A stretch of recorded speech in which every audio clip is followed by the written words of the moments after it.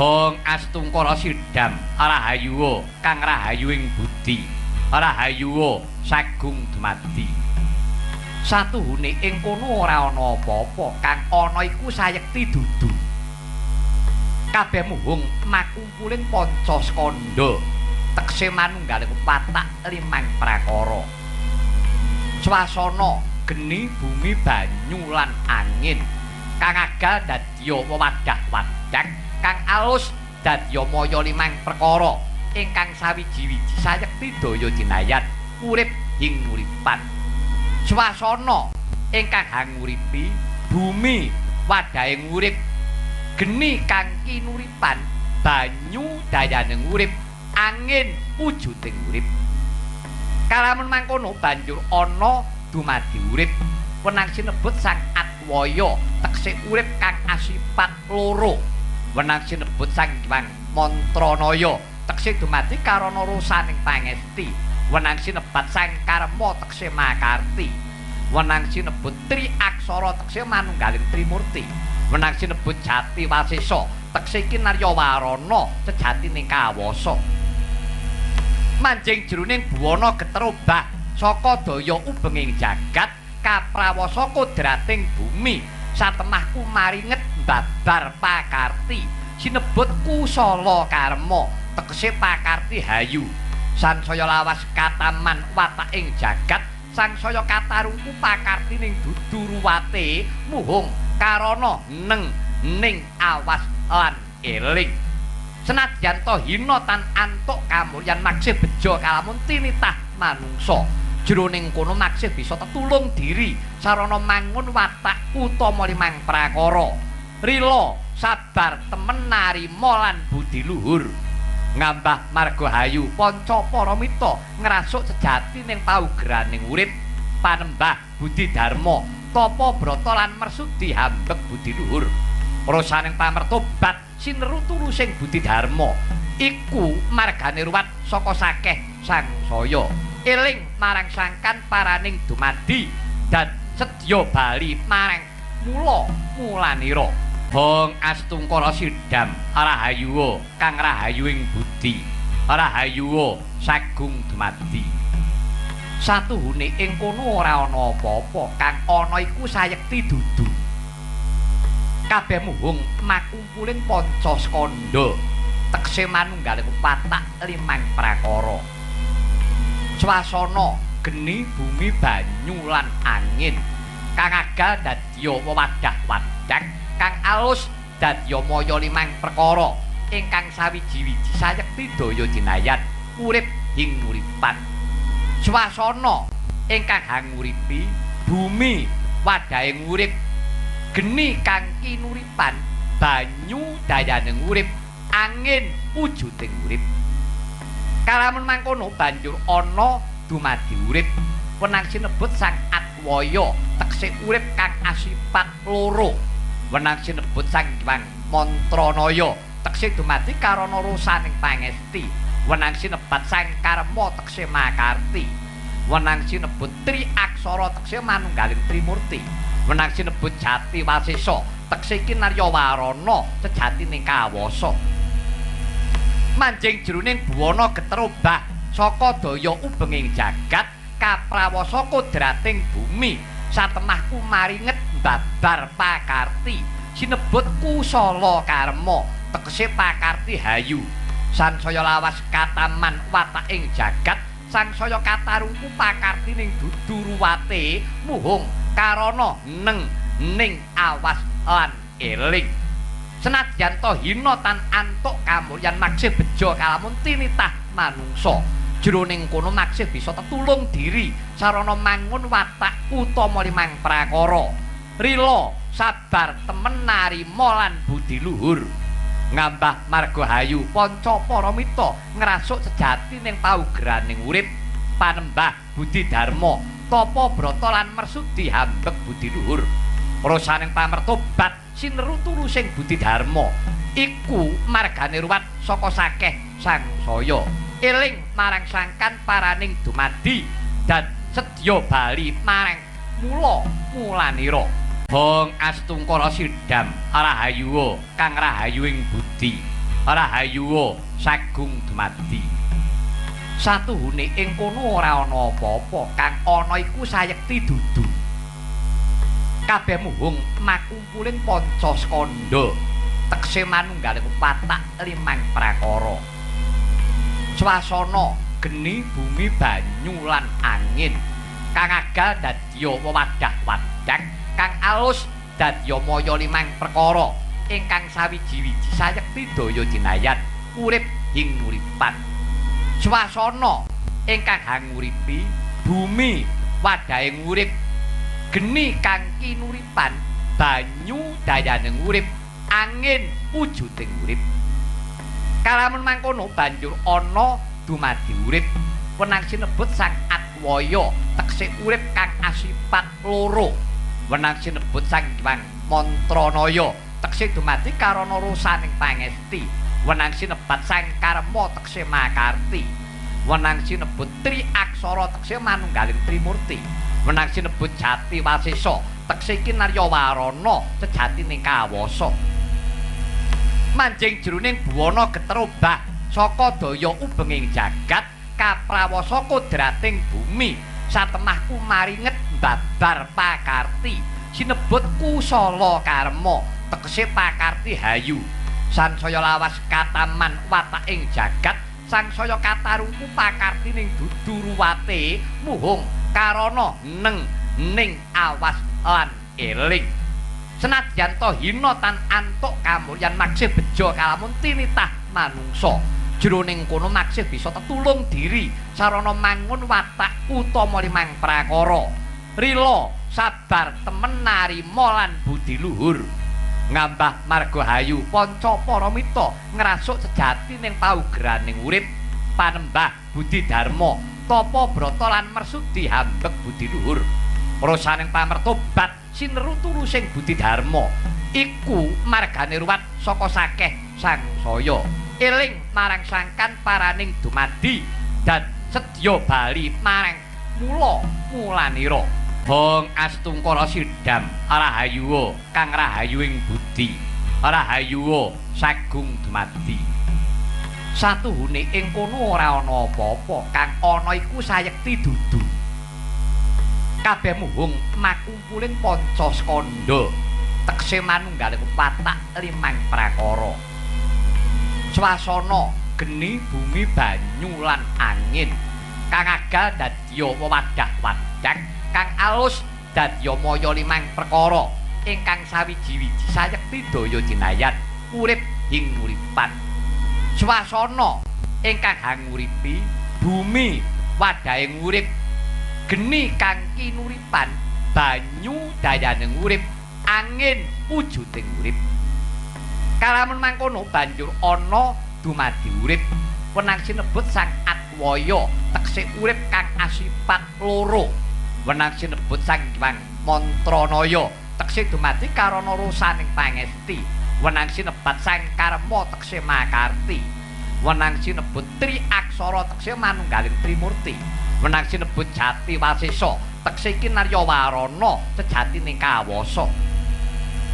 Manjing jroning buwana geterobah saka daya ubenging jagat kaprawasa kodrating bumi satemah kumaringet babar pakarti sinebut kusala karma tegese pakarti hayu sansaya lawas kataman wataking jagat sangsaya katarungku pakartining dudu ruwate muhung karana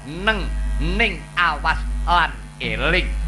Senadyan to hina tan antuk kamulyan maksih beja kalamun tinitah manungsa. Jroning kono maksih bisa tetulung diri sarana mangun watak utama limang prakara. Rila, sabar, temen, narima lan budi luhur. Ngambah margahayu panca paramita ngrasuk sejati ning paugeraning urip, panembah budi dharma, tapa brata lan mersudi hambek budi luhur. Rasaning pamertobat sineru tulusing budi dharma iku margane ruwat saka sakeh sangsaya eling marang sangkan paraning dumadi dan sedya bali marang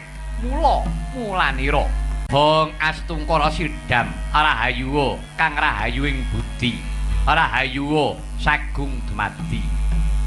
Satuhune ing kono ora ana apa-apa, kang ana iku sayekti dudu.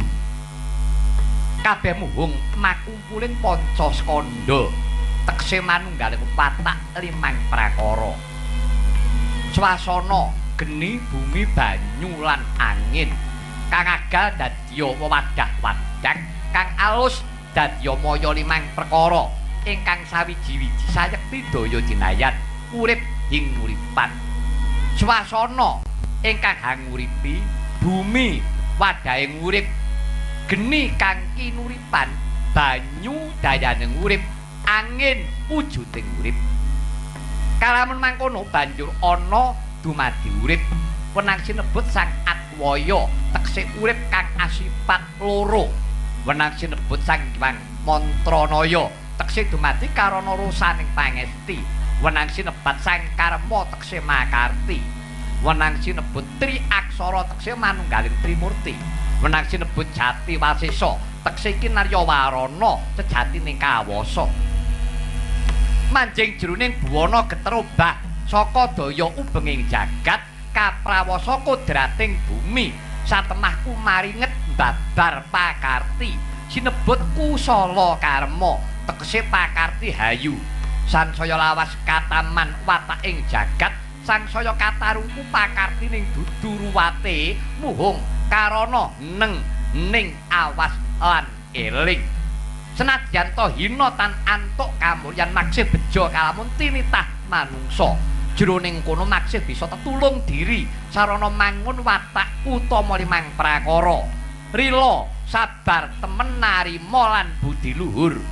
Ngambah margahayu panca paramita ngrasuk sejati ning paugraning urip, panembah budi dharma, tapa brata lan mersudi hambek budi luhur. Rasaning pamertobat sineru tulusing budi dharma iku margane ruwat saka sakeh sangsaya. Eling marang sangkan paraning dumadi dan sedya bali marang mulanira. Bong Astungkara Sidam Rahayuwa kang rahayuing budi, Rahayuwa sagung dumadi. Satuhune ing kono ora ana apa-apa, kang ana iku sayekti dudu. Kabeh muhung makumpuling panca skandha, tekse manunggaling watak limang prakara. Swasana geni bumi banyu lan angin kang agal dadya wewadah-wadah kang alus dadya maya limang perkara ingkang sawiji-wiji sayekti daya jinayat urip ing uripan. Swasana ingkang hanguripi bumi wadahing urip, geni kang kinuripan, banyu dayaning urip, angin wujuding urip. Kalamun mangkono banjur ana dumadi urip, wenang sinebut sang Adwaya tekse urip kang asipat loro. Wenang sinebut sang Hyang Mantranaya tekse dumadi karana rosaning pangesti. Wenang sinebat sang Karma tekse makarti. Wenang sinebut Tri Aksara tekse manunggaling Trimurti. Wenang sinebut Jati Wasesa tekse kinarya warana sejatining kawasa. Manjing jroning buwana geterobah saka daya ubenging jagat kaprawasa kodrating bumi satemah kumaringet babar pakarti sinebut kusala karma tekse pakarti hayu. Sansaya lawas kataman wataking jagat sangsaya katarungku pakartining dudu ruwate muhung karana ning awas lan eling. Senadyan to hina tan antuk kamulyan maksih beja kalamun tinitah manungsa. Jroning kono maksih bisa tetulung diri sarana mangun watak utama limang prakara. Rila, sabar, temen, narima lan budi luhur. Ngambah margahayu panca paramita ngrasuk sejati ning paugraning urip, panembah budi dharma, tapa brata lan mersudi hambek budi luhur. Rasaning pamertobat sineru tulusing budi dharma iku margane ruwat saka sakeh sangsaya. Eling marang sangkan paraning dumadi dan sedya bali marang mulanira. Bong Astungkara Sidam Rahayuwa kang rahayuing budi, Rahayuwa sagung dumadi. Satuhune ing kono ora ana apa-apa, kang ana iku sayekti dudu. kabeh muhung makumpulin panca skandha tekse manunggaling watak limang prakara swasana geni bumi banyu lan angin kang agal dadya wewadah-wadah kang alus dadya maya limang perkara ingkang sawiji-wiji sayekti daya dinayan urip ing uripan swasana ingkang hanguripi bumi wadahing urip geni kang kinuripan banyu dayaning urip angin wujuding urip kalamun mangkono banjur ana dumadi urip wenang sinebut sang Atwaya tekse urip kang asipat loro wenang sinebut sang Hyang Mantranaya tekse dumadi karana rosaning pangesti wenang sinebat sang Karma tekse makarti wenang sinebut Tri Aksara tekse manunggaling Trimurti wenang sinebut Jati Wasesa tekse kinarya warana sejatining kawasa manjing jroning buwana geterobah saka daya ubenging jagat kaprawasa kodrating bumi satemah kumaringet babar pakarti sinebut kusala karma tegese pakarti hayu sansaya lawas kataman wataking jagat sangsaya katarungku pakartining duduruwate muhung karana neng ning awas lan eling senadyan to hina tan antuk kamulyan maksih beja kalamun tinitah manungsa jroning kono maksih bisa tetulung diri sarana mangun watak utama limang prakara rila sabar temen narima lan budi luhur ngambah margahayu panca paramita ngrasuk sejati ning paugraning urip panembah budi dharma tapa brata lan mersudi hambek budi luhur rasaning pamertobat sineru tulusing budi dharma iku margane ruwat saka sakeh sangsaya eling marang sangkan paraning dumadi dan sedya bali marang mulanira Hong Astungkara Sidam Rahayu kang rahayu ing budi rahayu sagung dumadi satuhune ing kono ora ana apa-apa kang ana iku sayekti dudu kabeh muhung makumpulin panca skandha tekse manunggaling watak limang prakara swasana geni bumi banyu lan angin kang agal dadya wewadah-wadah kang alus dadya maya limang perkara ingkang sawiji-wiji sayekti daya dinayan urip ing uripan swasana ingkang hanguripi bumi wadahing urip geni kang kinuripan banyu dayaning urip angin wujuding urip kalamun mangkono banjur ana dumadi urip wenang sinebut sang Atwaya tekse urip kang asipat loro wenang sinebut sang Hyang Mantranaya tekse dumadi karana rosaning pangesti wenang sinebat sang Karma tekse makarti wenang sinebut Tri Aksara tekse manunggaling Trimurti wenang sinebut Jati Wasesa tekse kinarya warana sejatining kawasa manjing jroning buwana geterobah saka daya ubenging jagat kaprawasa kodrating bumi satemah kumaringet babar pakarti sinebut kusala karma tegese pakarti hayu sansaya lawas kataman wataking jagat sangsaya katarungku pakartining duduruwate muhung karana neng ning awas lan eling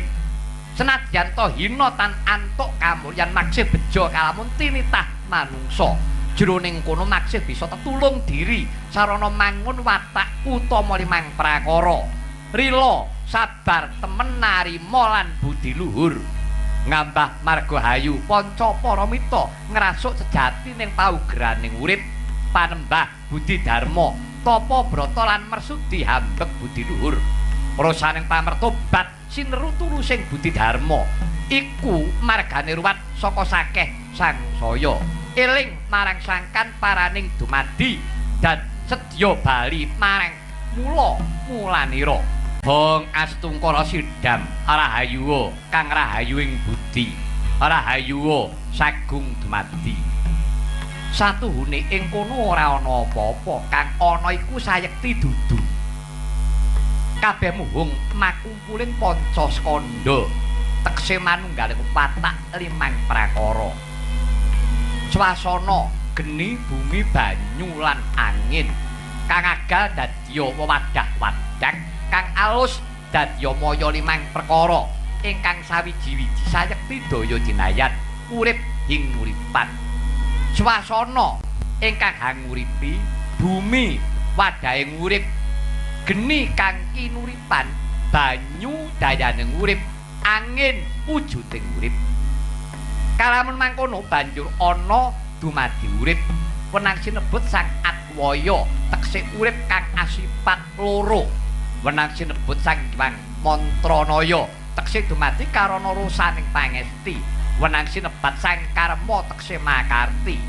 Wenang sinebut Tri Aksara tekse manunggaling Trimurti. Wenang sinebut Jati Wasesa tekse kinaryawarana sejatining kawasa. Manjing jroning buwana geterobah saka daya ubenging jagat kaprawasa kodrating bumi satemah kumaringet babar pakarti sinebut kusala karma tegese pakarti hayu sansaya lawas kataman wataking jagat sangsaya katarungku pakarti ning dudu ruwate muhung karana ning awas lan eling. Senadyan to hina tan antuk kamulyan maksih beja kalamun tinitah manungsa jroning kono maksih bisa tetulung diri sarana mangun watak utama limang prakara rila sabar temen narima lan budi luhur ngambah margahayu panca paramita ngrasuk sejati ning paugraning urip panembah budi dharma tapa brata lan mersudi hambek budi luhur rasaning pamertobat sineru tulusing budi dharma iku margane ruwat saka sakeh sangsaya eling marang sangkan paraning dumadi dan sedya bali marang mulanira Hong Astungkara Sidam Rahayu kang rahayuing budi Rahayu sagung dumadi satuhune ing kono ora ana apa-apa kang ana iku sayekti dudu kabeh muhung makumpuling panca skandha tekse manunggaling watak limang prakara. Swasana geni bumi banyu lan angin kang agal dadya wewadah-wadah kang alus dadya maya limang perkara ingkang sawiji-wiji sayekti daya dinayan urip ing uripan. Swasana ingkang hanguripi bumi wadahe urip geni kang kinuripan banyu dayaning urip angin wujuding urip. Kalamun mangkono banjur ana dumadi urip wenang sinebut sang Atwaya tekse urip kang asipat loro. Wenang sinebut sang Hyang Mantranaya tekse dumadi karana rosaning pangesti. Wenang sinebat sang Karma tekse makarti. Wenang sinebut Tri Aksara tekse manunggaling Trimurti. Wenang sinebut Jati Wasesa tekse kinaryawarana sejatining kawasa. Manjing jroning buwana geterobah saka daya ubenging jagat kaprawasa kodrating bumi satemah kumaringet babar pakarti sinebut kusala karma tegese pakarti hayu sansaya lawas kataman wataking jagat sangsaya katarungku pakarti ning dudu ruwate muhung karana ning awas lan eling. Senadyan to hina tan antuk kamulyan maksih beja kalamun tinitah manungsa jroning kono maksih bisa tetulung diri sarana mangun watak utama limang prakara rila sabar temen narima lan budi luhur ngambah margahayu panca paramita ngrasuk sejati ning paugraning urip panembah budi dharma tapa brata lan mersudi hambek budi luhur rasaning pamertobat sineru tulusing budi dharma iku margane ruwat saka sakeh sangsaya eling marang sangkan paraning dumadi dan sedya bali marang mulanira Hong Astungkara Sidam Rahayu kang rahayuing budi Rahayu sagung dumadi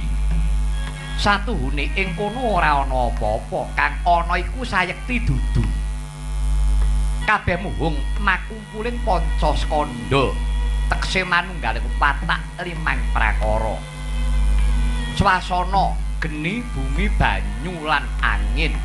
kang agal dadya wewadah-wadah kang alus dadya maya limang perkara ingkang sawiji-wiji sayekti daya jinayat urip ing uripan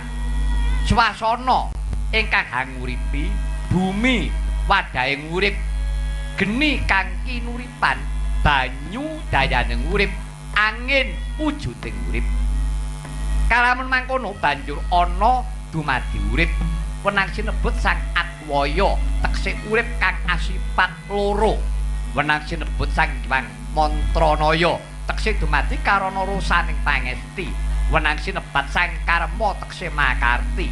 wenang sinebut Tri Aksara teksih manunggaling Trimurti wenang sinebut Jati Wasesa teksih Kinaryawarana sejatining kawasa manjing jroning buwana geterobah saka daya ubenging jagat kaprawasa kodrating bumi satemah kumaringet babar pakarti sinebut kusala karma tegese pakarti hayu sansaya lawas kataman wataking jagat sangsaya katarungku pakartining dudu ruwate muhung karana ning awas lan eling senadyan to hina tan antuk kamulyan maksih beja kalamun tinitah manungsa jroning kono maksih bisa tetulung diri sarana mangun watak utama limang prakara rila sabar temen narima lan budi luhur ngambah margahayu panca paramita ngrasuk sejati ning paugraning urip panembah budi dharma tapa brata lan mersudi hambek budi luhur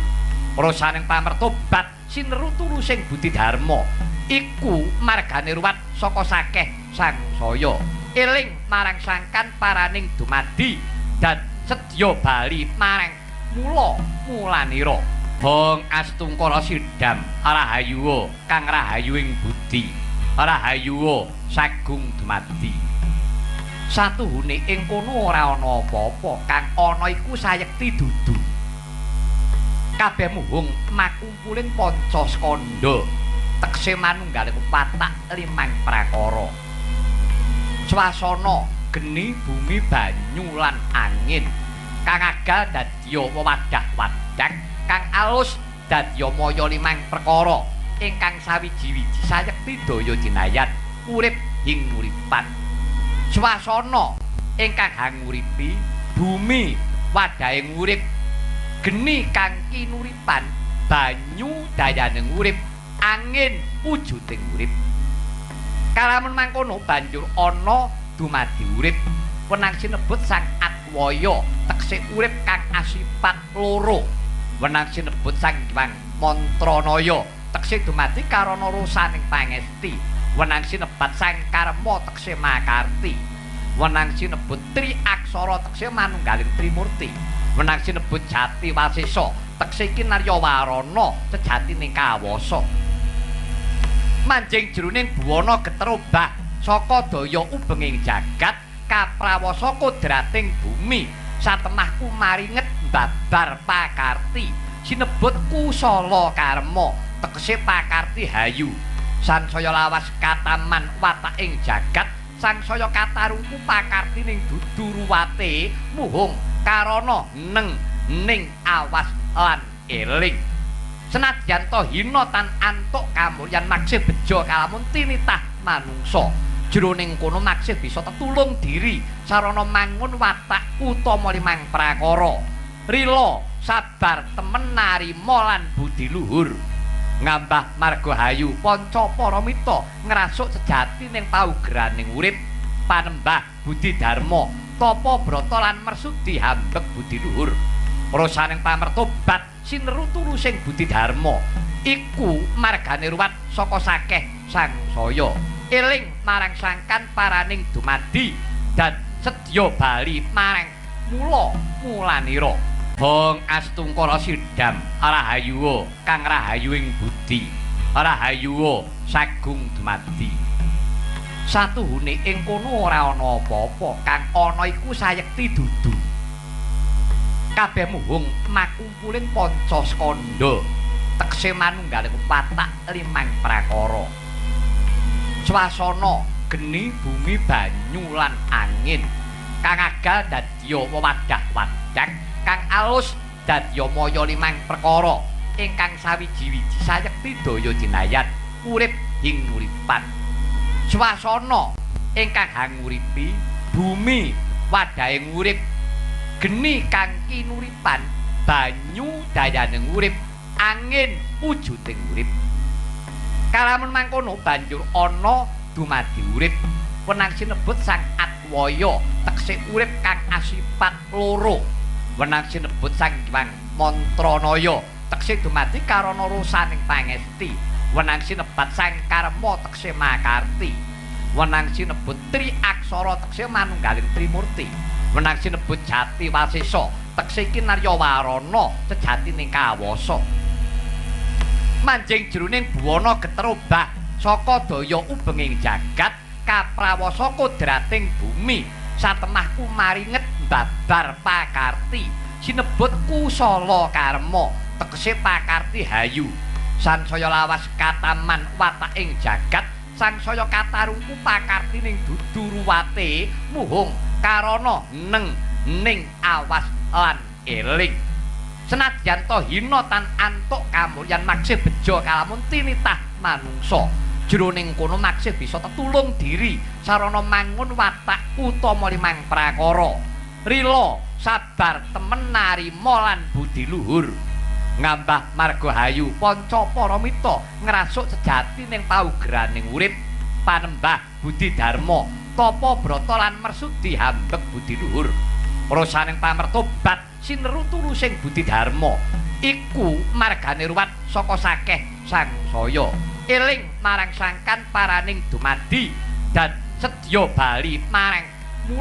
mulanira Hong Astungkara Sidam Rahayu kang rahayu ing budi rahayu sagung dumadi satuhune ing kono ora ana apa-apa kang ana iku sayekti dudu kabeh muhung makumpuling panca skandha tekse manunggaling watak limang prakara swasana geni bumi banyu lan angin kang agal dadya wewadah-wadah kang alus dadya maya limang perkara ingkang sawiji-wiji sayekti daya dinayat urip ing uripan swasana ingkang hanguripi bumi wadahing urip geni kang kinuripan banyu dayaning urip angin wujuding urip kalamun mangkono banjur ana dumadi urip wenang sinebut sang Atwaya teksih urip kang asipat loro wenang sinebut sang Hyang Mantranaya teksih dumadi karana rosaning pangesti wenang sinebat sang Karma teksih makarti wenang sinebut Tri Aksara teksih manunggaling Trimurti wenang sinebut Jati Wasesa teksih kinarya warana sejatining kawasa manjing jroning buwana geterobah saka daya ubenging jagat kaprawasa kodrating bumi satemah kumaringet babar pakarti sinebut kusala karma tegese pakarti hayu sansaya lawas kataman wataking jagat sangsaya katarungku pakartining duduruwate muhung karana neng ning awas lan eling senadyan to hina tan antuk kamulyan maksih beja kalamun tinitah manungsa jroning kono maksih bisa tetulung diri sarana mangun watak utama limang prakara rila sabar temen narima lan budi luhur ngambah margahayu panca paramita ngrasuk sejati ning paugraning urip panembah budi dharma tapa brata lan mersudi hambek budi luhur rasaning pamertobat sineru tulusing budi dharma iku margane ruwat saka sakeh sangsaya eling marang sangkan paraning dumadi dan sedya bali marang mulanira Hong Astungkara Sidam Rahayu kang rahayu ing budi rahayu sagung dumadi satuhune ing kono ora ana apa-apa kang ana iku sayekti dudu kabeh muhung makumpuling panca skandha tekse manunggaling watak limang prakara swasana geni bumi banyu lan angin kang agal dadya wewadah-wadah kang alus dadya maya limang perkara ingkang sawiji-wiji sayekti daya dinayan urip ing uripan swasana ingkang hanguripi bumi wadahe urip geni kang kinuripan banyu dayaning urip angin wujuding urip kalamun mangkono banjur ana dumadi urip wenang sinebut sang Atwaya teksih urip kang asipat loro wenang sinebut sang Hyang Mantranaya teksih dumadi karana rosaning pangesti wenang sinebat sang Karma teksih makarti wenang sinebut Tri Aksara teksih manunggaling Trimurti wenang sinebut Jati Wasesa teksih kinarya warana sejatining kawasa manjing jroning buwana geterobah saka daya ubenging jagat kaprawasa kodrating bumi satemah kumaringet babar pakarti sinebut kusala karma tegese pakarti hayu sansaya lawas kataman wataking jagat sangsaya katarungku pakarti ning duduruwate muhung karana ning awas lan eling senadyan to hina tan antuk kamulyan maksih beja kalamun tinitah manungsa jroning kono maksih bisa tetulung diri sarana mangun watak utama limang prakara rila sabar temen narima lan budi luhur ngambah margahayu panca paramita ngrasuk sejati ning paugraning urip panembah budi dharma tapa brata lan mersudi hambek budi luhur rasaning pamertobat sineru tulusing budi dharma iku margane ruwat saka sakeh sangsaya eling marang sangkan paraning dumadi dan sedya bali marang mulanira Hong Astungkara Sidam Rahayu kang rahayu ing budi rahayu sagung dumadi satuhune ing kono ora ana apa-apa kang ana iku sayekti dudu kabeh muhung makumpuling panca skandha tekse manunggaling watak limang prakara swasana geni bumi banyu lan angin kang agal dadya wewadah-wadah kang alus dadya maya limang perkara ingkang sawiji-wiji sayekti daya dinayan urip ing uripan swasana ingkang hanguripi bumi wadahe urip geni kang kinuripan banyu dayaning urip angin wujuding urip kalamun mangkono banjur ana dumadi urip wenang sinebut sang Atwaya teksih urip kang asipat loro wenang sinebut sang Hyang Mantranaya teksih dumadi karana rosaning pangesti wenang sinebat sang Karma teksih makarti wenang sinebut Tri Aksara teksih manunggaling Trimurti wenang sinebut Jati Wasesa teksih kinarya warana sejatining kawasa manjing jroning buwana geterobah saka daya ubenging jagat kaprawasa kodrating bumi satemah kumaringet babar pakarti sinebut kusala karma tegese pakarti hayu sansaya lawas kataman wataking jagat sangsaya katarungku pakarti ning duduruwate muhung karana ning awas lan eling senadyan to hina tan antuk kamulyan maksih beja kalamun tinitah manungsa jroning kono maksih bisa tetulung diri sarana mangun watak utama limang prakara rila sabar temen narima lan budi luhur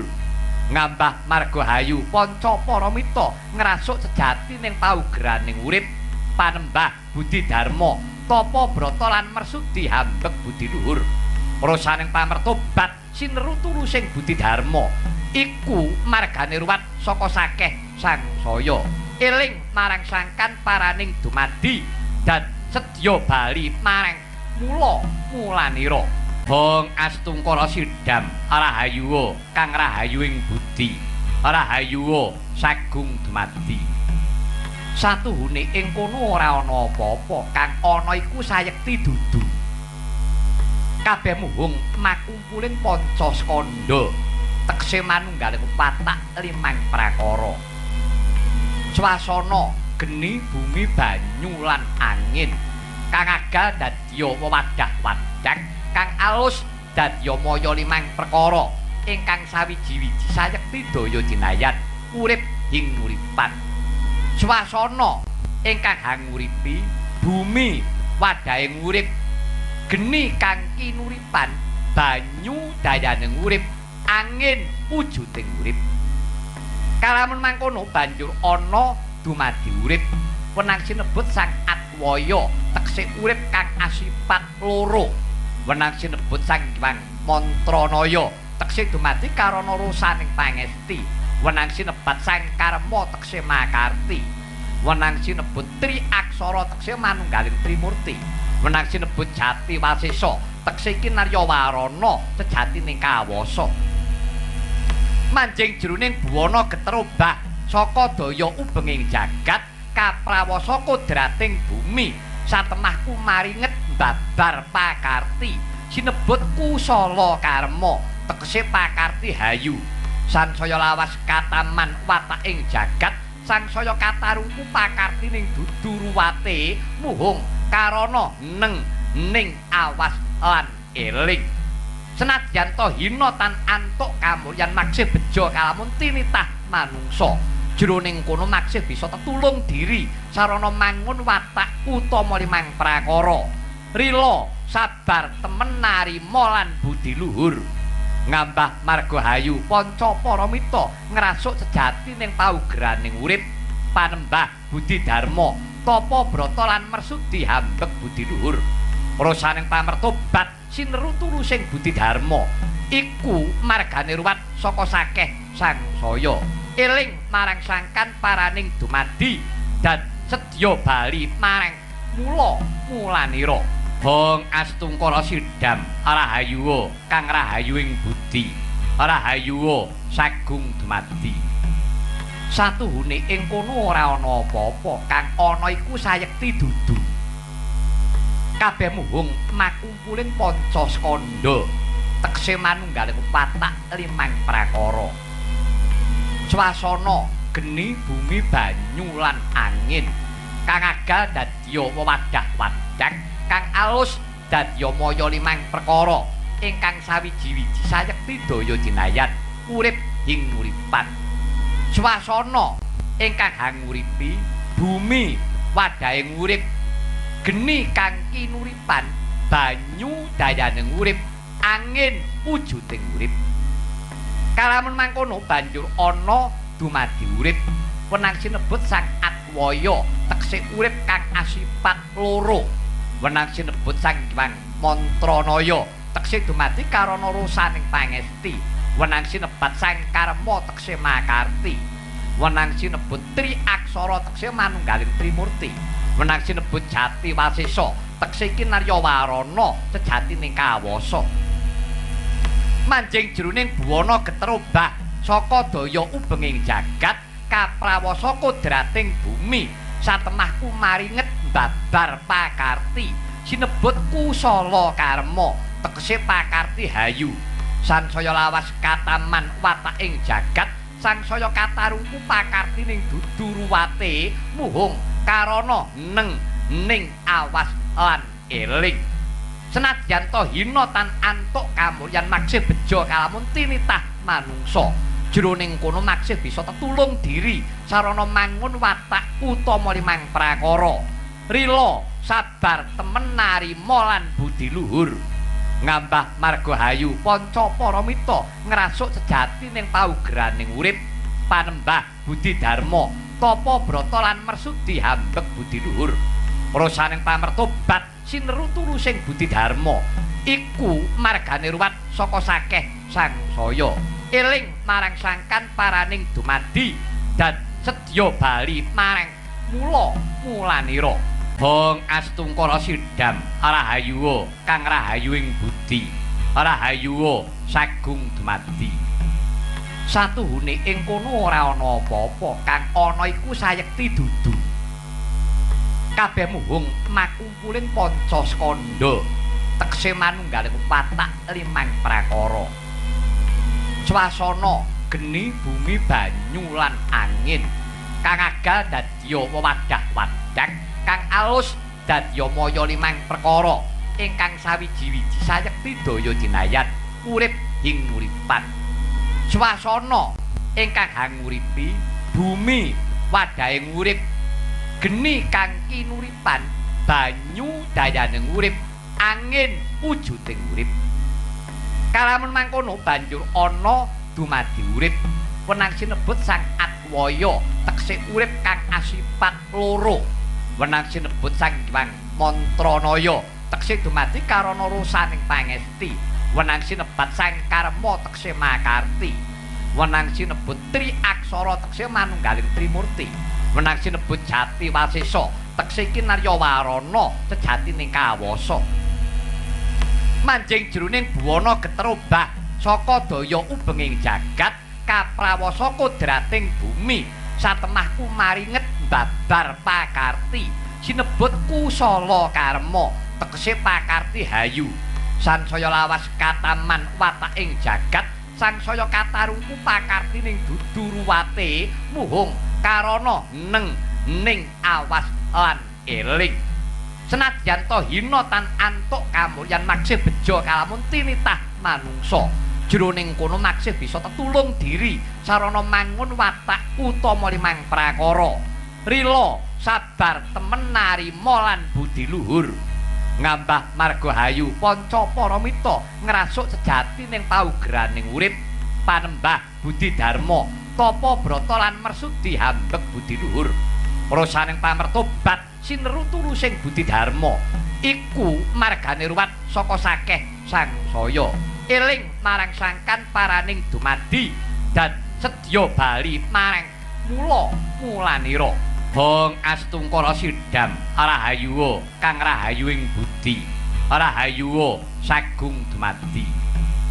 satuhune ing kono ora ana apa-apa kang ana iku sayekti dudu kabeh muhung makumpuling panca skandha tekse manunggaling watak limang prakara swasana geni bumi banyu lan angin kang agal dadya wewadah-wadah kang alus dadya maya limang perkara ingkang sawiji-wiji sayekti daya dinayat urip ing uripan swasana ingkang hanguripi bumi wadahe urip geni kang kinuripan banyu dayaning urip angin wujuding urip kalamun mangkono banjur ana dumadi urip wenang sinebut sang Atwaya tekse urip kang asipat loro wenang sinebut sang Hyang Mantranaya tekse dumadi karana rosaning pangesti wenang sinebat sang Karma tekse makarti wenang sinebut Tri Aksara tekse manunggaling Trimurti wenang sinebut Jati Wasesa tekse kinarya warana sejatining kawasa manjing jroning buwana geterobah saka daya ubenging jagat kaprawasa kodrating bumi satemah kumaringet babar pakarti sinebut kusala karma tegese pakarti hayu sansaya lawas kataman wataking jagat sangsaya katarungku pakartining dudu ruwate muhung karana ning awas lan eling senadyan to hina tan antuk kamulyan maksih beja kalamun tinitah manungsa jroning kono maksih bisa tetulung diri sarana mangun watak utama limang prakara rila sabar temen narima lan budi luhur ngambah margahayu panca paramita ngrasuk sejati ning paugraning urip panembah budi dharma tapa brata lan mersudi hambek budi luhur rasaning pamertobat sineru tulusing budi dharma iku margane ruwat saka sakeh sangsaya eling marang sangkan paraning dumadi dan sedya bali marang mulanira Hong Astungkara Sidam Rahayu kang rahayuing budi Rahayu sagung dumadi satuhune ing kono ora ana apa-apa kang ana iku sayekti dudu kabeh muhung makumpuling panca skandha tekse manunggaling watak limang prakara swasana geni bumi banyu lan angin kang agal dadya wewadah-wadah kang alus dadya maya limang perkara ingkang sawiji-wiji sayekti daya dinayat urip ing uripan swasana ingkang hanguripi bumi wadahe urip geni kang kinuripan, banyu dayaning urip, angin wujuding urip. Kalamun mangkono banjur ana dumadi urip. Wenang sinebut Sang Adwaya teksih urip kang asipat loro. Wenang sinebut Sang Hyang Mantranaya teksih dumadi karana rosaning pangesti. Wenang sinebat Sang Karma teksih makarti. Wenang sinebut Tri Aksara teksih manunggaling Trimurti. Wenang sinebut Jati Wasesa teksih kinarya warana sejatining kawasa. Manjing jroning buwana geterobah saka daya ubenging jagat kaprawasa kodrating bumi satemah kumaringet babar pakarti sinebut kusala karma tegese pakarti hayu sansaya lawas kataman wataking jagat sangsaya katarungku pakartining dudu ruwate muhung karana ning awas lan eling senadyan to hina tan antuk kamulyan maksih beja kalamun tinitah manungsa jroning kono maksih bisa tetulung diri sarana mangun watak utama limang prakara rila sabar temen narima lan budi luhur